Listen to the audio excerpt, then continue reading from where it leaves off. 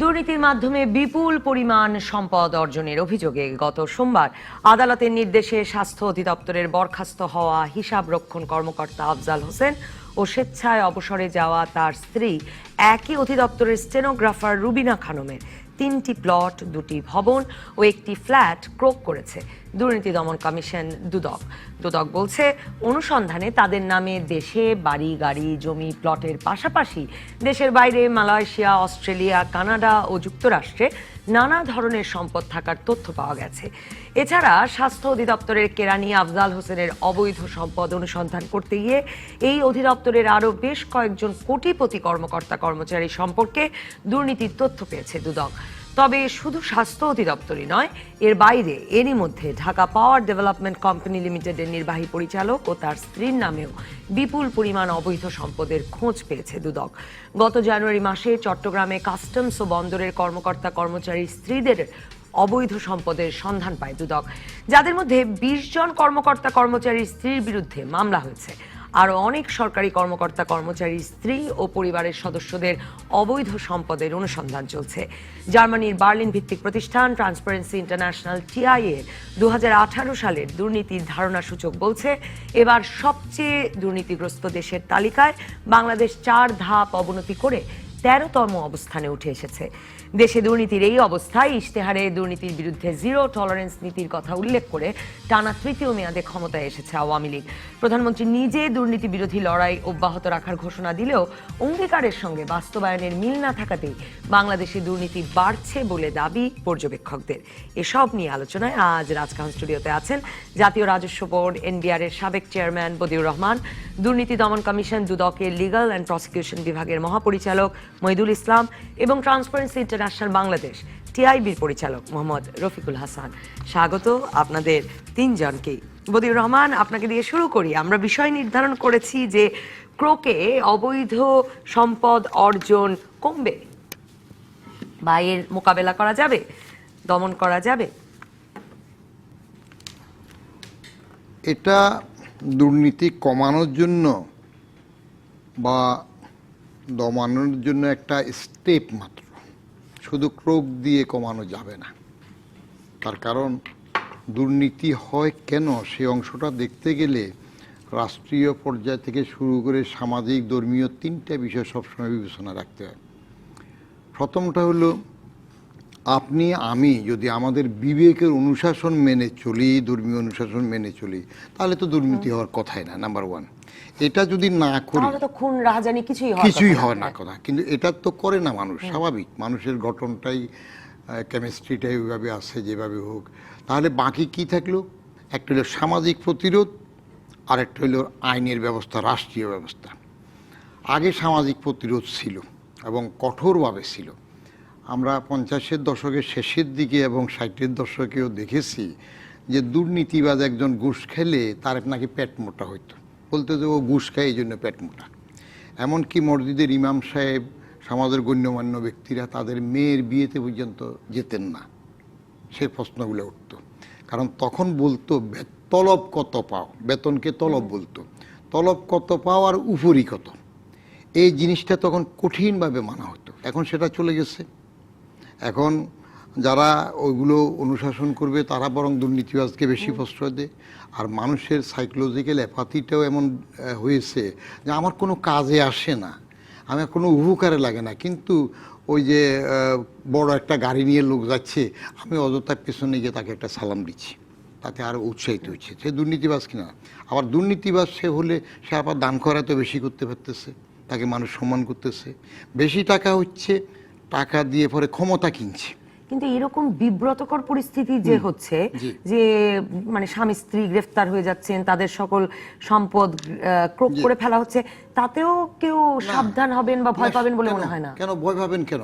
তার কারণ হলো অস্ট্রেলিয়া, মালয়েশিয়া, কানাডা, যুক্তরাষ্ট্রের বাড়িগুলো তো অবশ্য আছে। যারা দুর্নীতি করছে তারা বলছে ধরা পড়লে ম্যানেজ করার চেষ্টা করবে, দেখবে। ধরা তো আগেও পড়ছে, এই যে 5-7 বছর, 8 বছর, 10 বছর আগেও তো পত্রিকা লিখছে একটা মিটার রিডারের এত তলা বাড়ি, ওর এত তলা বাড়ি, এই হলো। কি হয়েছে? হয় নাই।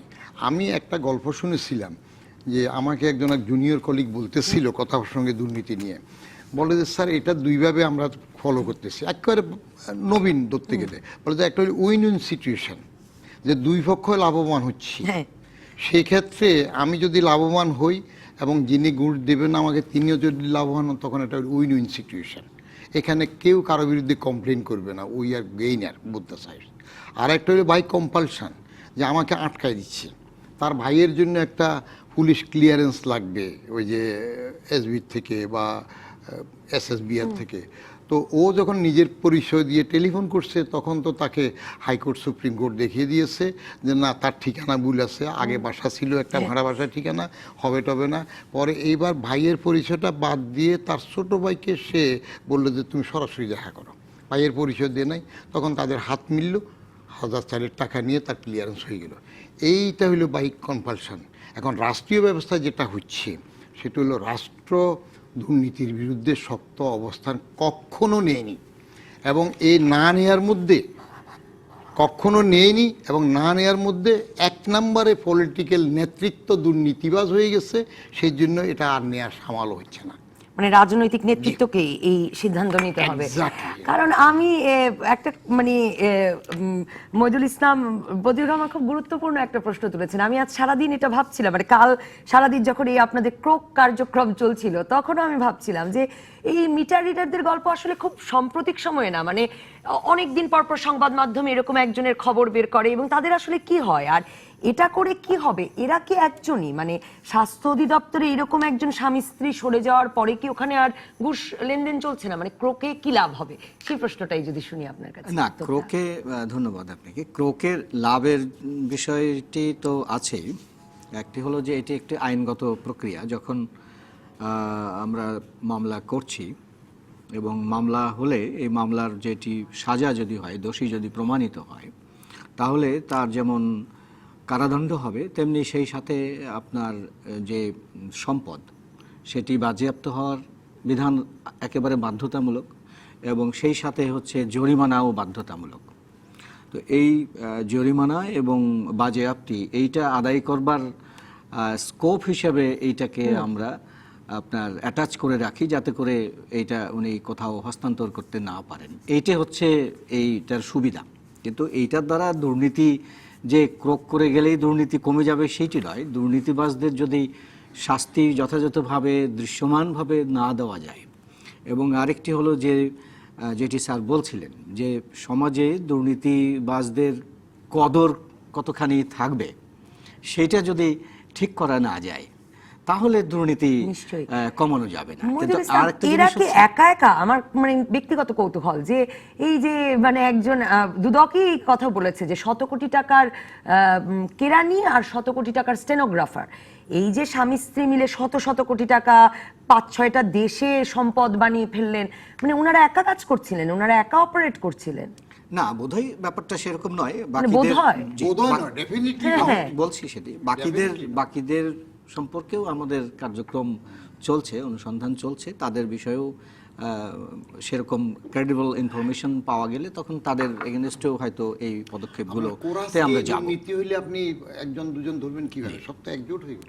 এটা আমাদের অনুসন্ধান ওই অধিদপ্তরের অন্যান্যদের বিরুদ্ধেও চলছে। এটা পেলে তখন আমরা চক্রটা খুঁজে বের করার চেষ্টা করেন কিনা, মানে যখন নাকি কারো উপরে রুষ্ট হয়েছেন বলে মানে এরা ধরা পড়ছেন? কারণ এরকম তো যেটা বলছিলেন বদিউর রহমান, আমাদের অভিজ্ঞতা তো বলে যে যে কোনো কাজ করতে গেলে 2-5-4 হাজার টাকা দিতে হবে, করিয়ে নিয়ে আসতে হবে, এটাই স্বাভাবিক। মানে টাকা তো তাহলে সবাই খাচ্ছেন, ওরা ধরা পড়ছেন কেন? না, একটি জিনিস হচ্ছে যে এখন যেমন বাংলাদেশের আমাদের যে দেশের অবস্থা দাঁড়িয়েছে, যেটি স্যার বলছিলেন যে কম্পালশন। এখন একটা আমি কোথাও সেবা নিতে গেলে সেখানে আমাকে কিছু দিতেই হবে, এটি সবাই মানুষের ধারণা আর কি। খুব কমন, 2-1টি ব্যতিক্রম ক্ষেত্র হয়তো কিছু মানুষ আছেন তারা সেটা করেন না, কিন্তু বাকি সকলের ক্ষেত্রেই এবং এটাই ধারণা যে আপনার এটা দেয়। তো সেই ক্ষেত্রে এই যারা এইটা করছেন তাদের সংখ্যা একেবারেই কিন্তু কম নয়। প্রত্যেকটা জায়গায় তারা আছেন, এবং এইগুলো উপরের মহলের চাইতে নিচের মহলে এই অত্যাচারটা বেশি, এবং সাধারণ মানুষ এই জায়গায় বেশি আপনার অত্যাচারিত হন। এবং আজকে যে দুর্নীতির ধারণা সূচকের যে আমাদের অবস্থা, সেটার মূলেও কিন্তু এই জায়গাটাই আমার সেটা মনে তো হয় খানা বেশি। জরিপ একদম স্পষ্টতই সেই বলে। খানা জরিপের তথ্যগুলো যদি দেখেন, তো হ্যাঁ, তারা স্পষ্ট তো বলে।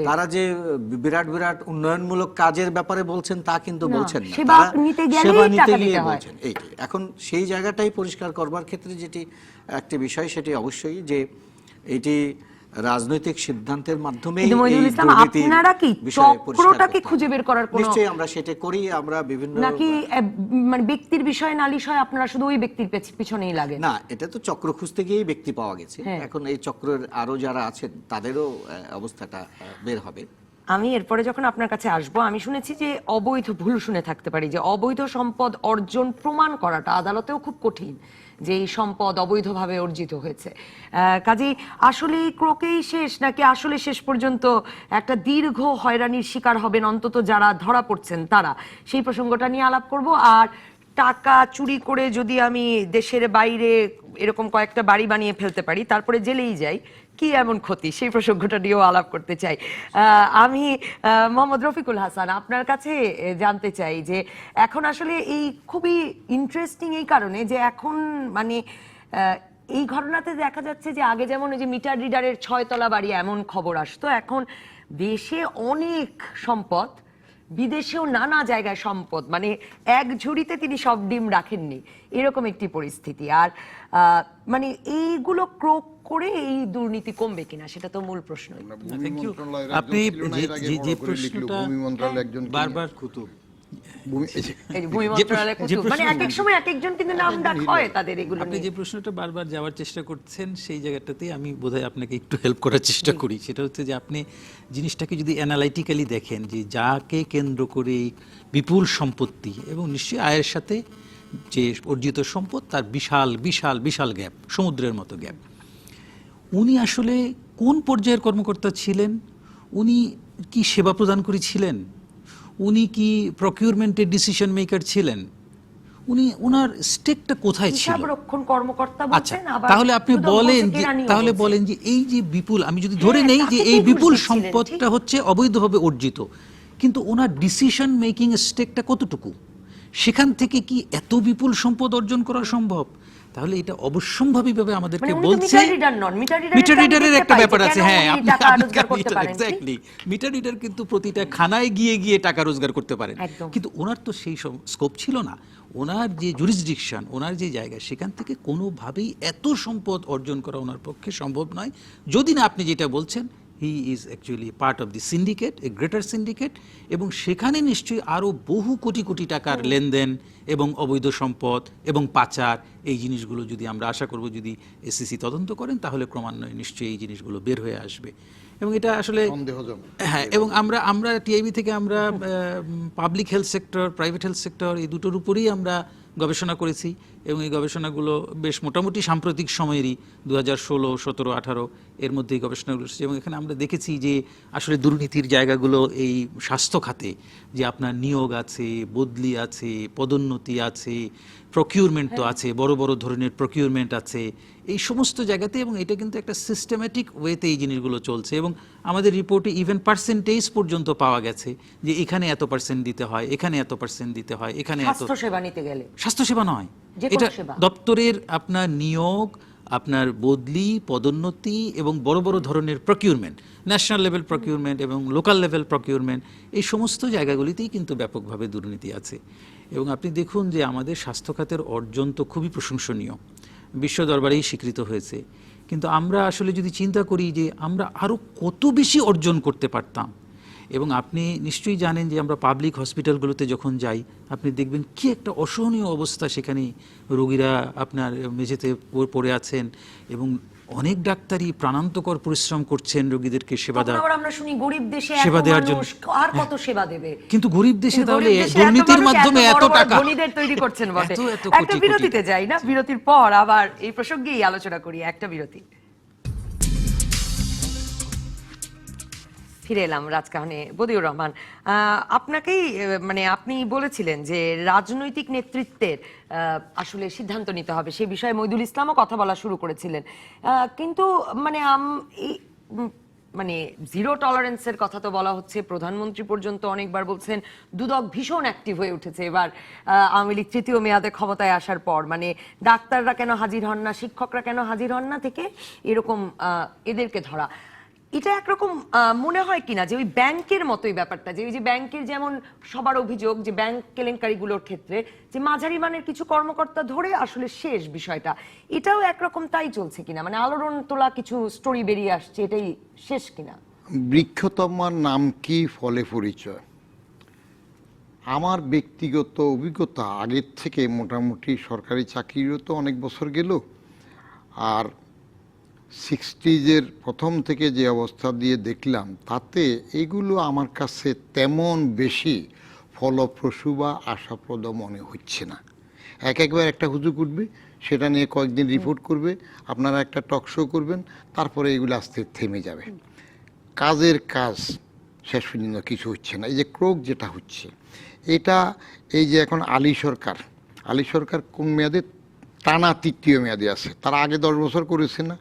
ওই 10 বছরে কি চিহ্নিত লোকজন ছিল না? হ্যাঁ, তো সেগুলো মাটিতে মিশে যায় নাই কেন? সেগুলো পাওয়া যায় না কেন? কোথায় থাকে? তার আগে, এর আগে একবার ছিল, তখন তো দুর্নীতিতে কোন সরকারকে দিয়ে শুরু হইলো, তারপরে পরপর 5 বার কারা চ্যাম্পিয়ন হইল। বিশ্ব ব্যাংকের আমি তখন ERD-তে এডিশন সেক্রেটারি, আমাদের সাইফুর রহমান সাহেব মিনিস্টার। এই দুর্নীতি প্রসঙ্গে কথা উঠার পরে এশিয়া প্যাসিফিক রিজিয়নের প্রফুল্ল সি প্যাটেল আসলেন, মিনিস্টার সাহেবের রুমে কথা হচ্ছিল। ওই ভদ্রলোক শুধু ছোট্ট কথা বললো সাইফুর রহমান সাহেবকে, আপনি অনেক কিছু করবেন বলতেছেন, অত কিছুর দরকার নেই, ছোট্ট একটু দুর্নীতি দমনের কিছু আপনি এক্সাম্পল দেখান, যে সে দুর্নীতি করে এটা করেছে, তাকে জেলে ভরেন, তার পরিবার পথে বসে যাক। এরকম কয়েকটা এক্সাম্পলেরই যদি দৃশ্যমান কিছু আপনি করেন, তাহলে এটা চোখে লাগবে কাজ হচ্ছে, কিন্তু সেটা তো হচ্ছে না। দুর্নীতি করলে বরং যেটা হয়, আগে আমরা ফুড ডিপার্টমেন্ট দিয়ে শুনতাম যে যদি LSD বিক্রি করতে পারে, তার বিরুদ্ধে চার্জ ফ্রেম হলে পরে সে বেকসুর খালাস হয়ে CSD-তে পোস্টিং পায়। কারণ LSD বিক্রি করলে ও তো সাহেবদেরকে 50 সালে 1 কোটি দিবে, CSD বিক্রি করতে পারলে সে 10 কোটি 20 কোটি দিবে। So money is matter, money is হানি।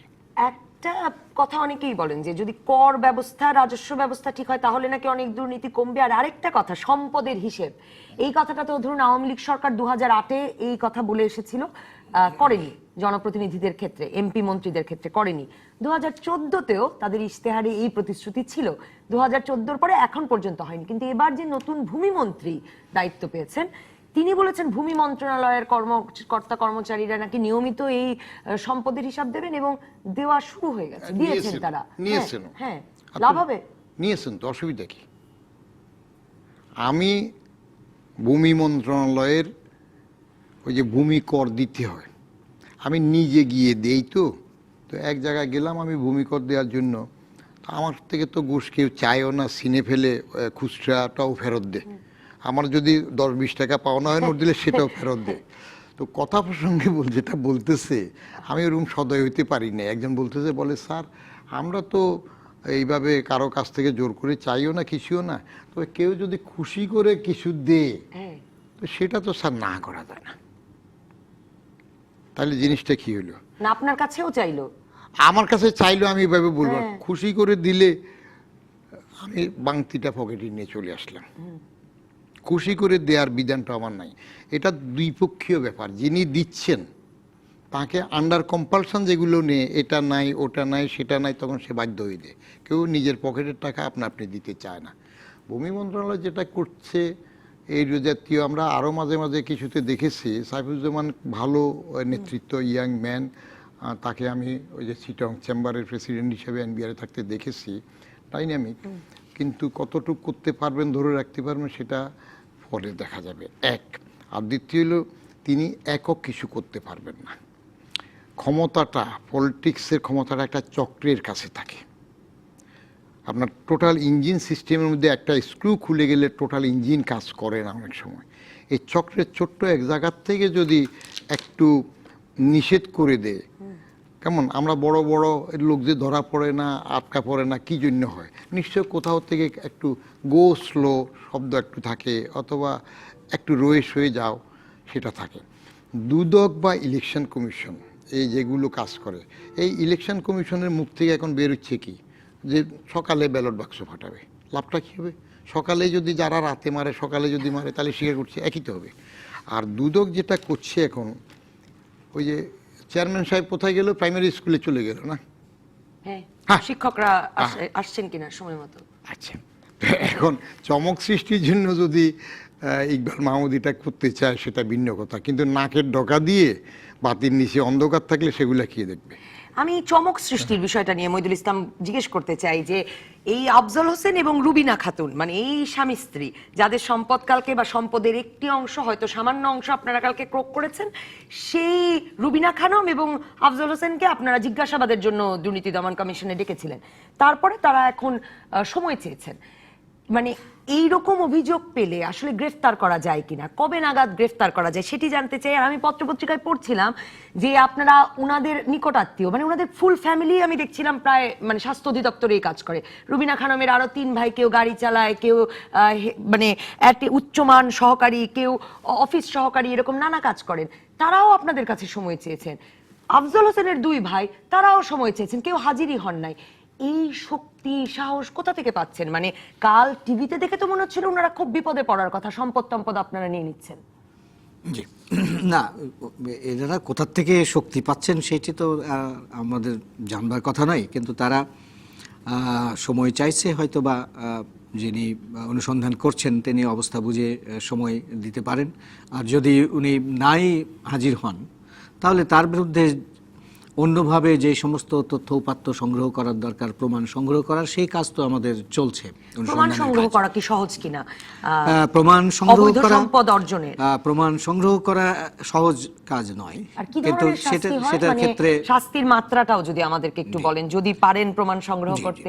আপনি প্রথমে যেটি বলছিলেন, আমি আগে একটা একটা করে ক্লিয়ার করি। সেটা হচ্ছে আমি যেটি বলছিলাম যে রাজনৈতিক সদিচ্ছার ওই জায়গাটা পরিষ্কার হয়নি। সেটা রাজনৈতিক সদিচ্ছা প্রসঙ্গে আপনার কাছে আসবো, আমি খুব ইন্টারেস্টেড। আফজল হোসেন আর রুবিনা খানম, ওটাতে এক কথাই শেষ করে দিচ্ছি।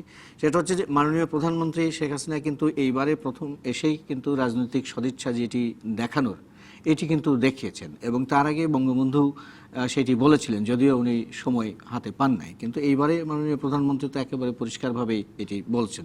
সুতরাং আমরা এখন রাজনৈতিক সদিচ্ছা জায়গাটা দেখতে পাচ্ছি। আর আপনি যেটি বলছিলেন যে অবৈধ সম্পদ, এটা প্রমাণ করা কঠিন কিনা, প্রমাণ করাটা আমাদের দেশের বিচার ব্যবস্থা যেটি, সেটি হচ্ছে যে অনুমান করে নেওয়ার বিষয় আছে যে আসামি প্রথমেই ধরতে হবে যে সে নির্দোষ। কিন্তু দুর্নীতি দমনের আইনগুলোতে আরেকটি এক্সেপশনাল ব্যাপার আছে, সেটি হচ্ছে যে এখানে কিছু কিছু জায়গায় আদালত অনুমান করবেন এবং সেই অনুযায়ী তার প্রমাণের দায়িত্বটা চলে যায় আসামির ঘাড়ে। যেমন এই যে অবৈধ সম্পদ যদি হয়, তাহলে আমি যদি তার বৈধ যে সোর্স সেইটা যদি দেখায় এবং তার যে টোটাল যে সম্পদ, এই সম্পদ যদি এইটা যদি আমি দেখাই, তাহলে বাকি সম্পদ উনি কোথা থেকে পেলেন এইটা প্রমাণ করার দায়িত্ব তার ঘাড়েই। এবং আরেকটি আপনি বলছিলেন যে বিদেশে পাচার যদি করে থাকে, তো আমাদের আইনেও, দুদক আইনেও আছে, পাশাপাশি মানি লন্ডারিং আইনেও আছে যে এইটা সম্পদ যেখানে থাকুক না কেন, সেখান থেকে এটা ক্রোক এবং বাজেয়াপ্ত যদি হয়, তো সেই ক্রোকও কার্যকর করা যাবে এবং আপনার বাজেয়াপ্তি যেটি সেটিও কার্যকর করা যাবে।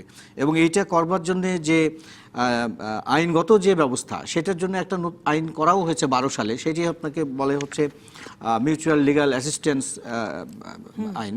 সেই আইন অনুযায়ী কিন্তু বিদেশের থেকেও এইগুলো আনা যায়। আমরা এই যে গত 18 সালে আমরা জরিমানা করেছি প্রায় 140 কোটি টাকার মতন, আমরা জরিমানার আদেশ পেয়েছি, এবং আপনার প্রায়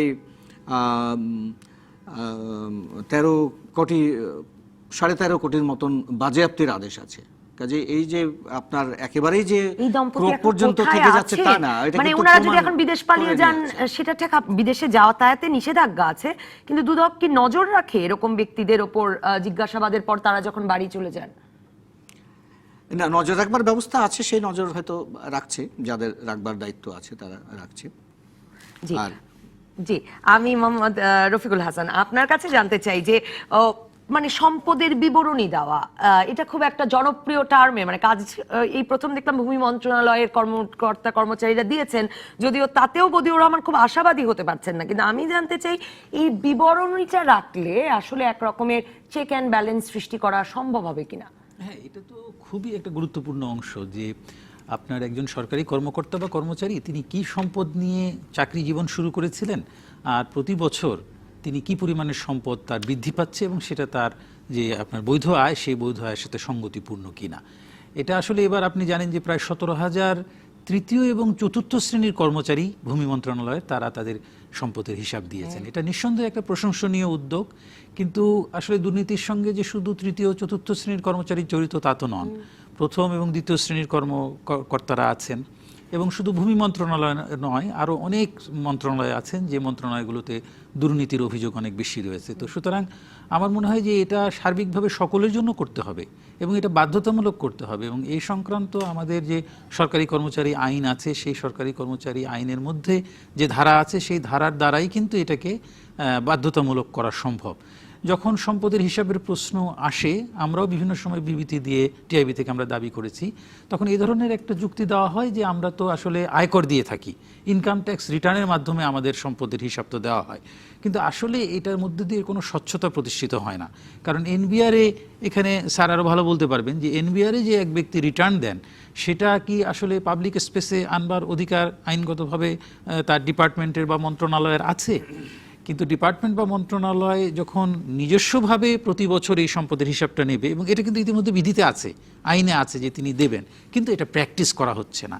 তো এই প্র্যাকটিসের জায়গাটাতে যাওয়া দরকার। বলি সেটা হচ্ছে যে ওই বিষয়টা ইনকাম ট্যাক্সের ওইটা পাবলিক করবার তো সুযোগ মানে নেই, বরং আরো বিধান করে বলা হয়েছে যে এটাকে কনফিডেন্সিয়াল রাখতে হবে। এমনকি ওই আইনের ভিতরে বলা আছে যে যদি কোনো অপরাধ সংক্রান্তে তদন্ত করা হয়, সেই ক্ষেত্রে তদন্তকারী সংস্থার কাছে দেবার ব্যাপারে কনফিডেন্সিয়ালিটি থাকবে না।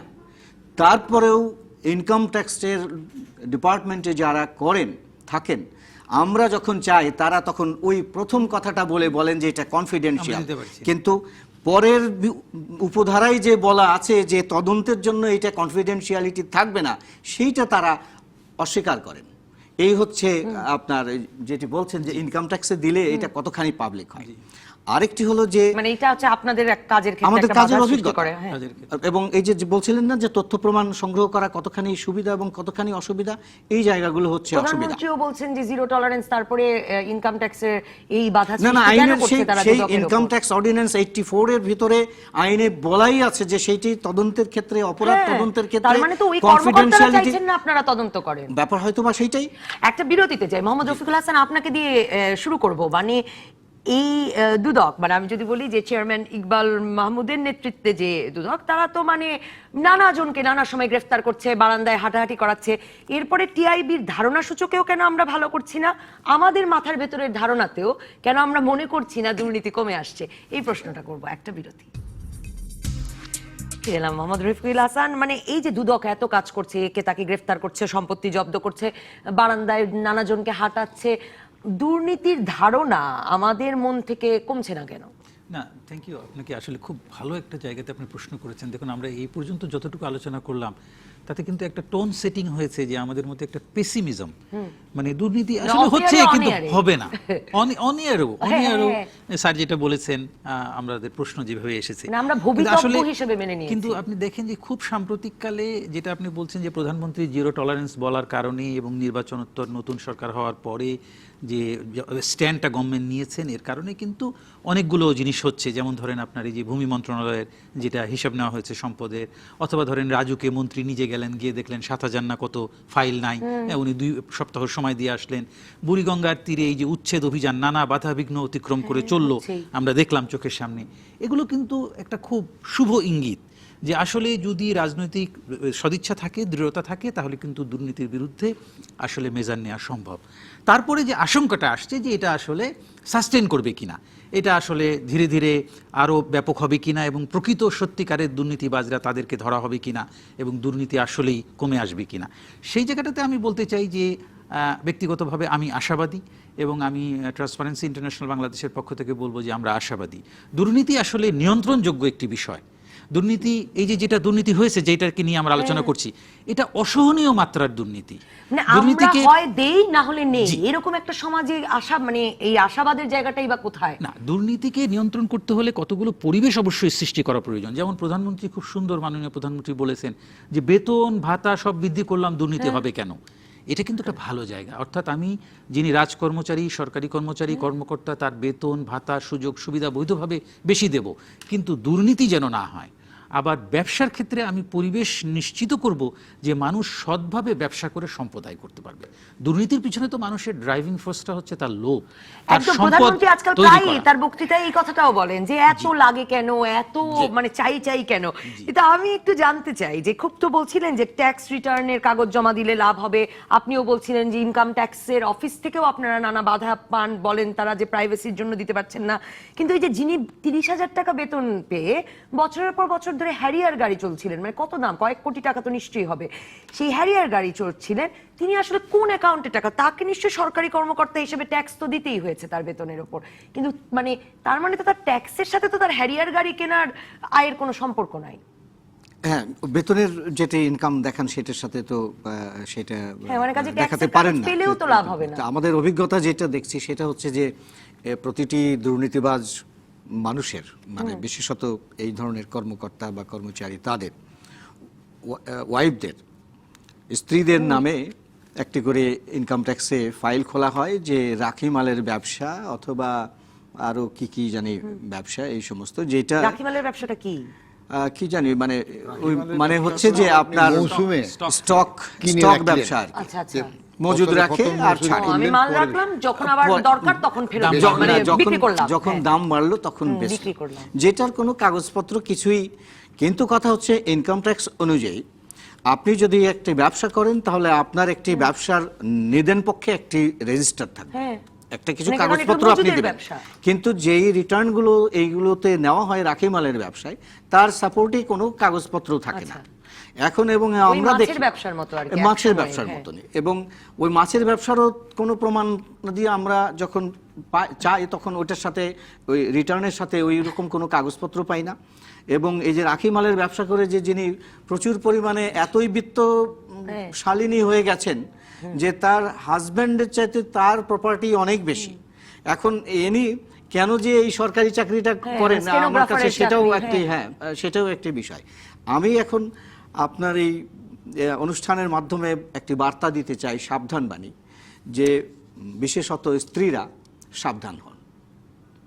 এইভাবে স্বামীদের সম্পত্তি, এই যে দুর্নীতির সম্পত্তি আপনি রাখি মালের ব্যবসার নাম দিয়ে যে আপনার নামে রাখবেন, আপনি কিন্তু এই এখন সম অধিকারের যুগ, কাজেই এইটা বললে হবে না যে আমি কেবল চাই ওই সুখটি, চাই না কো দুঃখ, এইটা বললে হবে না। আর এক্ষেত্রে তো স্ত্রী নিজেও সরকারি কর্মকর্তা, মানে অবলা অবুঝ তো নন বটেই। জি, কাজেই স্ত্রীদেরও সাবধান হতে হবে যাতে করে স্বামীরা বা আর কেউ তার নামে এই সম্পদ অর্জন করতে না পারে। এই সংসদ নির্বাচনের আগে ওই যে প্রার্থীরা যে সম্পদ বিবরণী দিয়েছিলেন, তখন আপনি এই কথাটা বলছিলেন যে এটা খুব কমন একটা ব্যাপার দুর্নীতিগ্রস্ত যে কারো জন্য, যে তারা স্ত্রীর নামে সম্পদ অর্জন করেন, কাজে তার কাগজপত্র ক্লিন থাকে। দুদক তো এখন দেখা যাচ্ছে স্ত্রীদের তো ধরছেই, নানা ডিপার্টমেন্টের স্ত্রীদের ধরেছেন। মানে এই যে এই আফজালের ক্ষেত্রেই তার শ্যালক, তার 2 ভাই, তার 3 শ্যালক, মানে এই জালও তো এত টাকা, যত টাকা তত বড় জাল। এই জাল তো মানে ধরাও কঠিন মনে হয় নাকি? এর ফলে একটা যেটা সাবধান করলেন, স্ত্রীরা সাবধান, শালাদেরও হয়তো করতে হবে, ভাইদেরও করতে হবে, মানে সাবধান বাণীতে কাজ হবে কিনা? আমি বেশ আগে আমার একটা লেখা পাবলিশ হয়েছে, আমার একটা বই তো আসছে যে সরকারি কর্মচারীদের বেশিরভাগ লোকের শ্বশুররাই কেবল ধনী হন। ওনারা শ্বশুরদের নামেও তার মানে টাকা দেন? শ্বশুররাই ধনী হন এই জন্য বলে যে কিছু থাকলেই এটা শ্বশুর দিয়েছে, যে শ্বশুর বাড়ির থেকে পেয়েছে। তো এখন স্ত্রীদের মধ্যে সেটা আসতেছে যে প্রতিষ্ঠানে যিনি প্রধান থাকেন